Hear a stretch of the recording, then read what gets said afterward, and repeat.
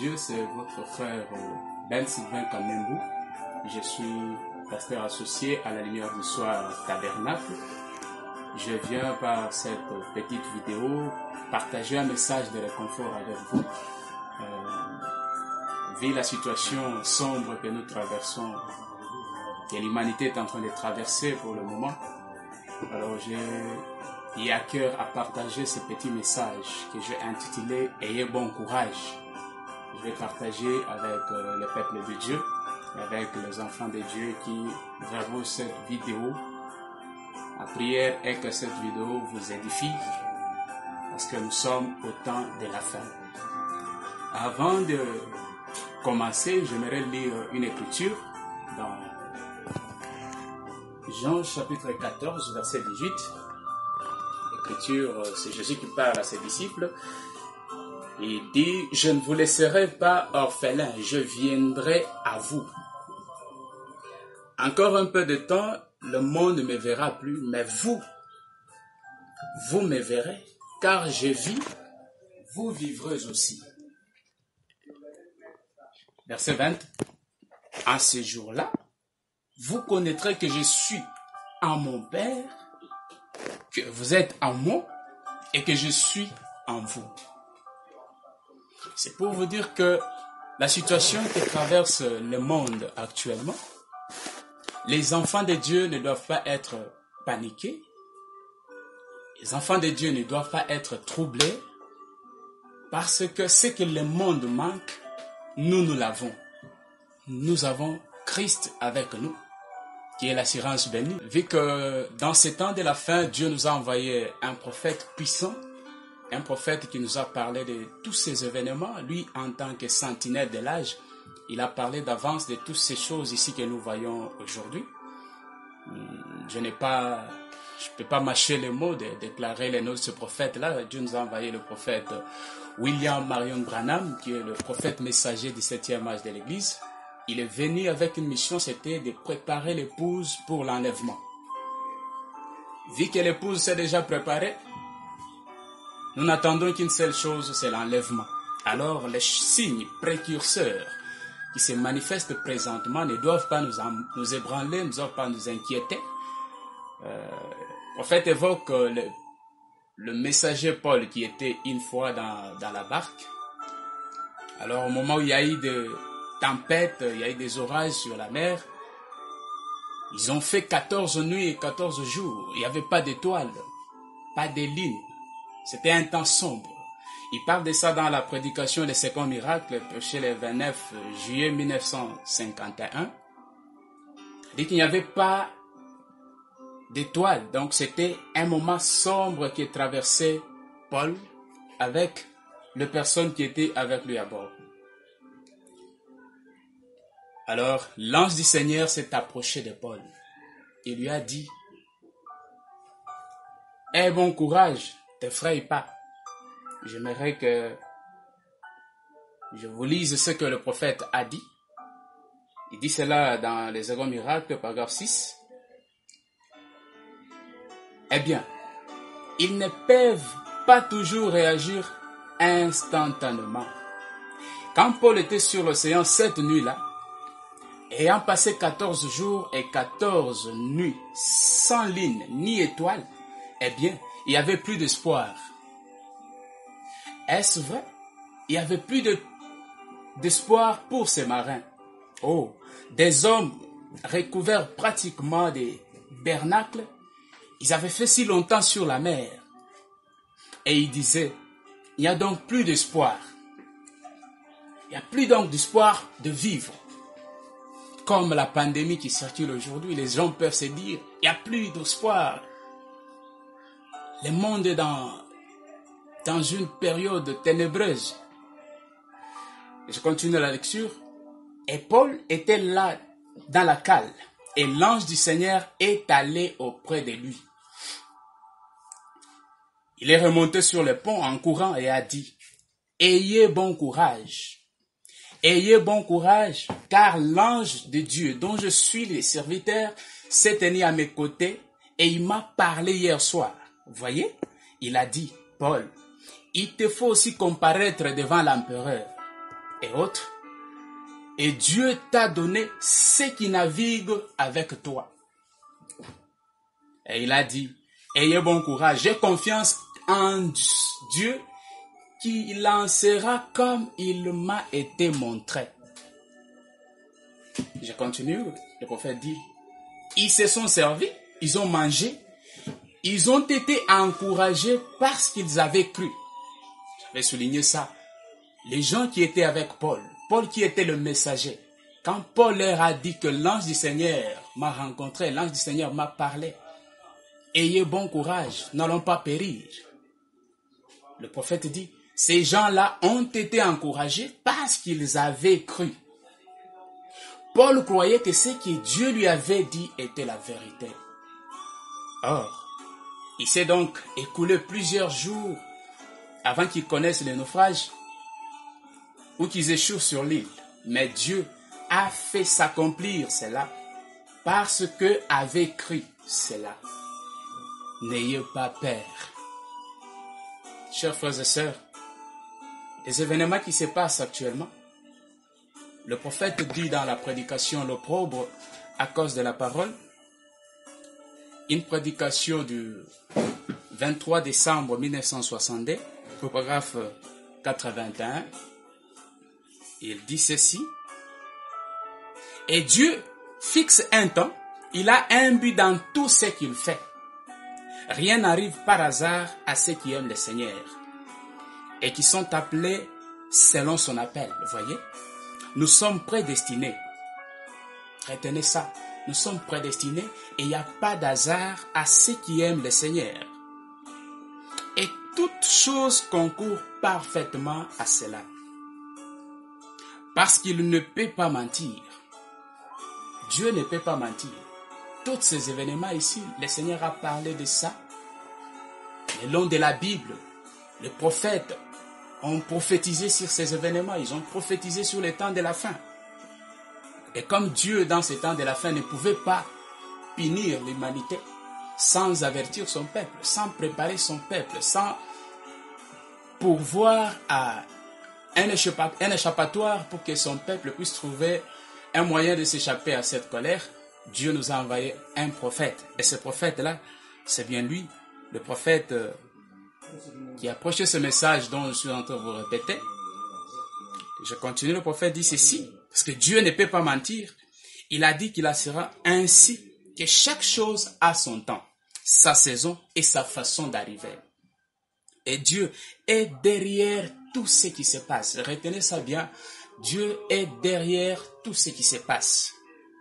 L'événement qui se déroule sur le monde aujourd'hui, ne dites pas que Dieu n'est pas au courant de ça. Il connaît. Et rien ne peut se faire sans que Dieu l'autorise. Dieu est derrière chaque événement. Donc même la pandémie qui bouleverse le monde aujourd'hui, retenez que le Seigneur est derrière ça. Et parfois, on pense que tout va mal. Ça, c'est nous qui pensons que tout va mal. Il n'en tient qu'à nous. Ces choses nous arrivent, les épreuves, les perplexités, ce sont des tests pour voir comment nous réagirons à une action. Là, c'est le prophète de Dieu, le prophète William Marion Branham qui parle. Il dit que Dieu est derrière chaque événement qui arrive dans la vie. Donc, retenez, peuple de Dieu, que toutes ces histoires qui se manifestent, que vous suivez à la télé, que vous suivez sur Internet, ces choses-là, ce sont des choses que Dieu a déjà annoncées d'avance. Ce sont des choses qui doivent arriver. Mais à vous, chère épouse de Dieu, je vous exhorte à ne pas être paniqué par ces événements, à ne pas perdre courage, mais vous devez garder votre sang-froid. Soyez calme et tranquille. Frère Branham dit ceci dans la prédication sentinelle, qu'en est-il de la nuit? Une prédication qu'il a prêchée le 30 novembre 1958 au paragraphe 69. Il dit ceci, « Oh mes amis, écoutez-les ainsi, dit le Seigneur. Si vous me considérez comme son serviteur, on est juste avant l'aurore. C'est pourquoi cette horrible obscurité plane au-dessus de la terre. » Comprenez? Il y a une obscurité qui plane au-dessus de la terre Frère Branham dit, si vous me considérez comme son serviteur, on est juste à l'aurore. C'est pourquoi vous voyez cette obscurité qui plane au-dessus de la terre. On est juste avant la venue du Seigneur Jésus. Il ne reste plus d'espoir en quoi que ce soit, sinon en sa venue. Cher peuple de Dieu, il n'y a plus d'espoir sur cette terre. Nous ne pouvons pas compter sur n'importe quoi. Regardez aujourd'hui, ce qui s'appelle les grandes puissances, ils ne peuvent rien. Ils ont des bombes nucléaires, des bombes atomiques, ils ont tout, mais ils ne peuvent pas faire quelque chose. La terre traverse le moment sombre, mais notre seul et unique espoir, c'est la venue du Seigneur. C'est l'unique chose qui nous reste. Et cette venue du Seigneur est réelle, est certaine. L'un de ces 4 matins, le Seigneur viendra chercher son épouse. Mon frère, ma soeur, si le Seigneur venait ce soir même, il va te trouver dans quelles conditions? L'air n'est plus à jouer, l'air n'est plus à penser à n'importe quoi. Nous devons d'abord nous examiner nous-mêmes à la lumière de la parole, voir ce que nous sommes en train de faire. Est-ce que je suis prêt? Si le Seigneur venait ce soir, il va me trouver dans quelles conditions?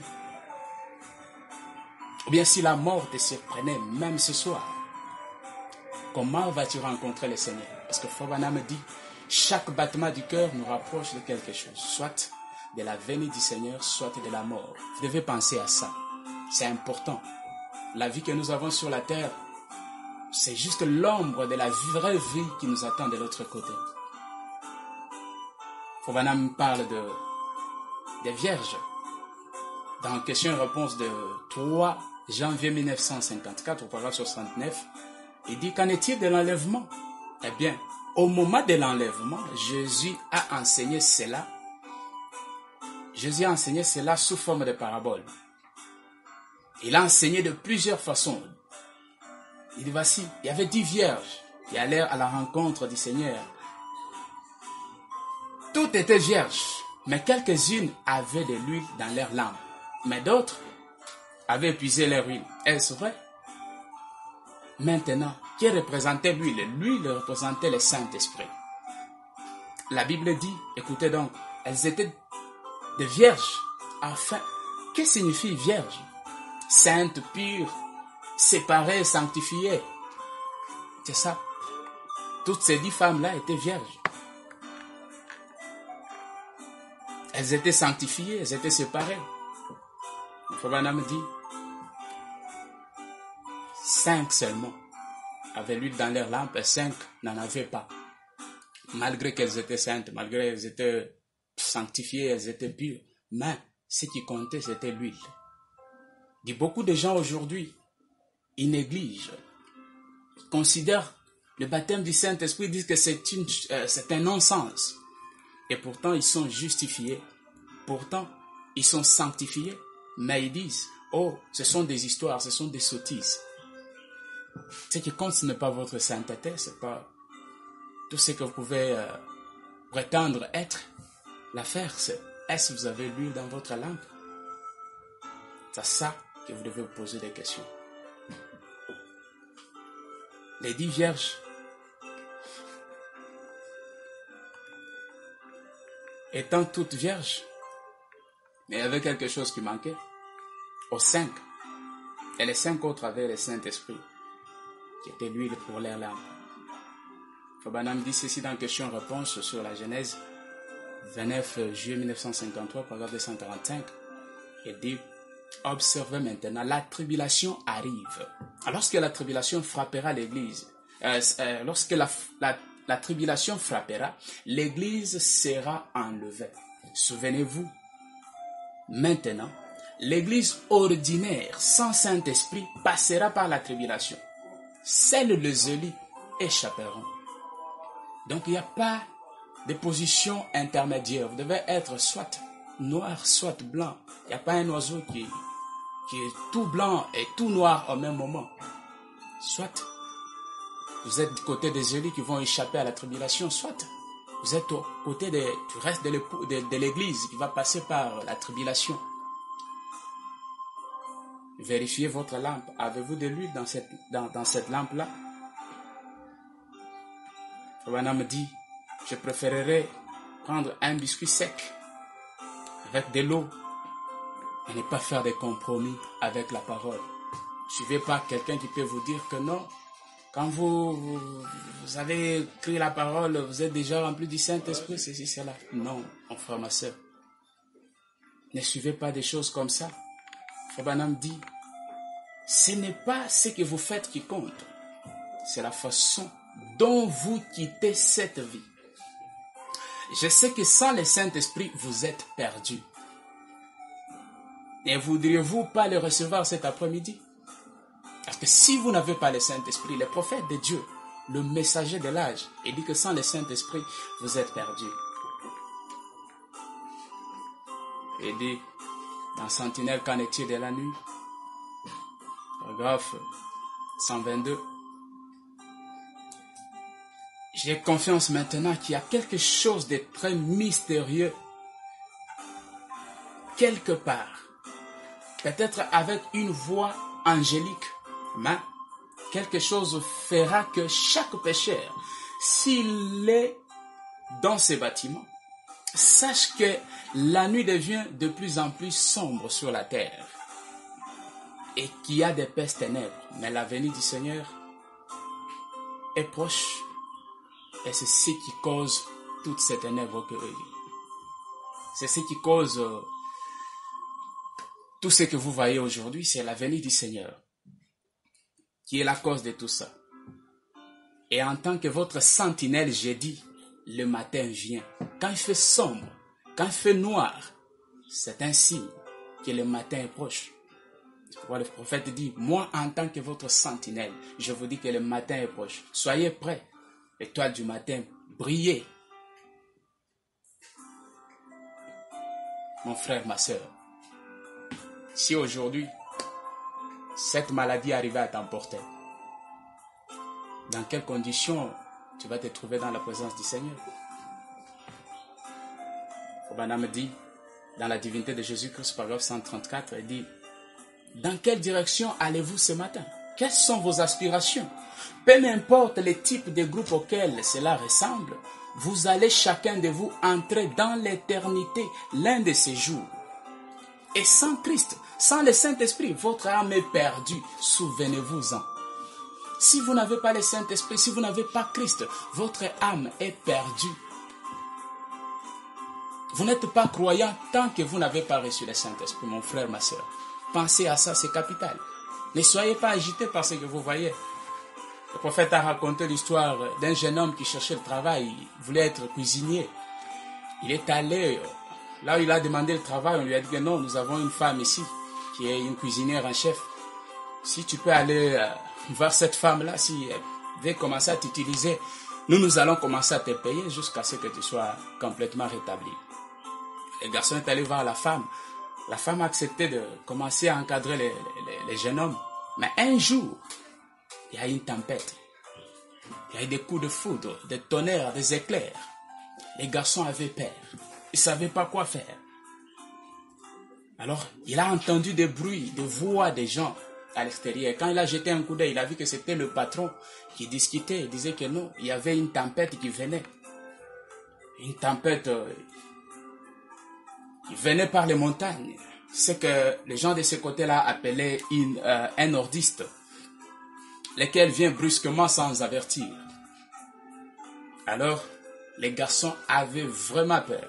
Et la femme, comme il y avait une toile qui séparait entre la chambre où était la vieille femme noire, femme de couleur, et les jeunes hommes, la femme a commencé à toquer, elle a appelé les garçons, elle a dit « Fiston, fiston ».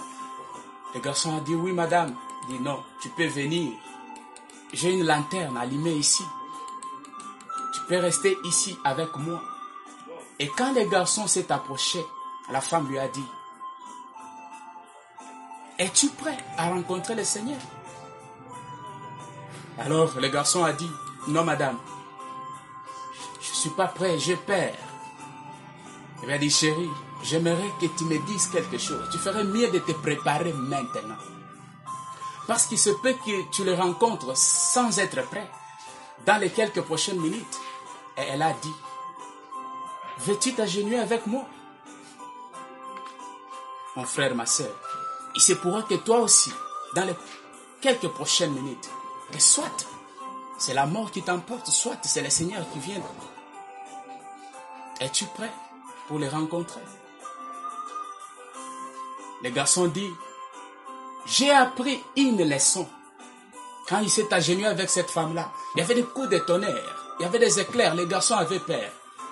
Là, il dit, j'ai appris une leçon.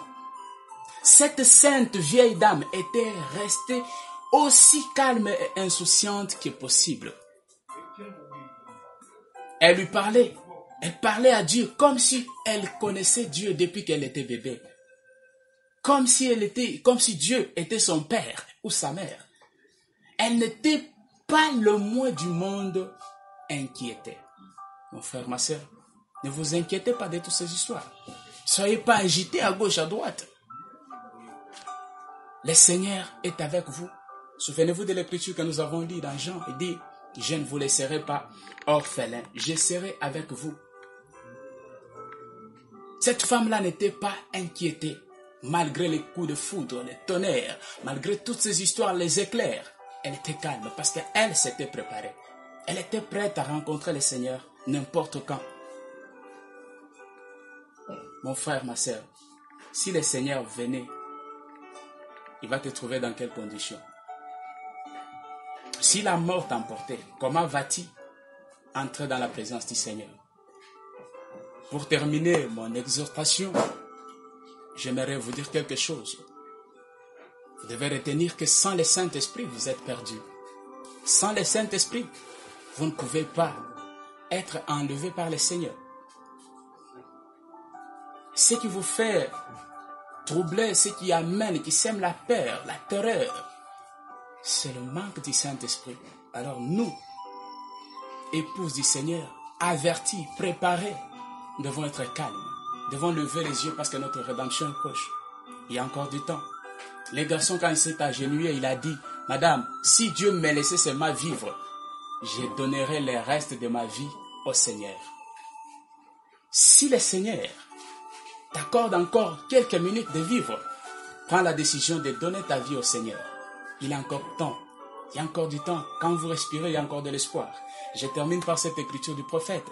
Il dit dans question-réponse de 3 janvier 1954, paragraphe 217, il dit, si vous êtes sans Christ, sans le Saint-Esprit, puisse Dieu ne pas vous laisser avoir du repos jusqu'à ce que vous receviez le Saint-Esprit. Ne soyez pas séduits. Ne faites simplement pas une de ces confessions formalistes aux yeux secs pour dire ensuite que vous avez reçu le Saint-Esprit. Vous ne recevez pas le Saint-Esprit quand vous croyez. Vous ne croyez pas pour recevoir le Saint-Esprit. Il est un don de Dieu. Paul a dit, avez-vous reçu le Saint-Esprit depuis que vous avez cru? Croyez donc cela. Et puisse Dieu vous accorder cela. Que le Seigneur vous bénisse. Que Dieu du ciel, que le Dieu du ciel entende vos prières. Tout celui qui criera vers lui, réclamant le Saint-Esprit. Il y a encore du temps. Si le Seigneur vous accorde même 1 heure de vivre, 5 minutes de vivre, ne laissez pas ces 5 minutes-là passer dans le vide. Réclamez le Saint-Esprit, cherchez le Saint-Esprit. Le monde passe un moment sombre. Ça va s'empirer, les choses vont aller comme ça. Parce qu'il n'y a plus d'espoir. L'unique espoir, c'est la venue du Seigneur. Que le Seigneur Jésus-Christ vous bénisse. C'était votre frère Ben Sylvain Kamembou, pasteur associé à la lumière du soir tabernacle. Shalom, que Dieu soit avec vous.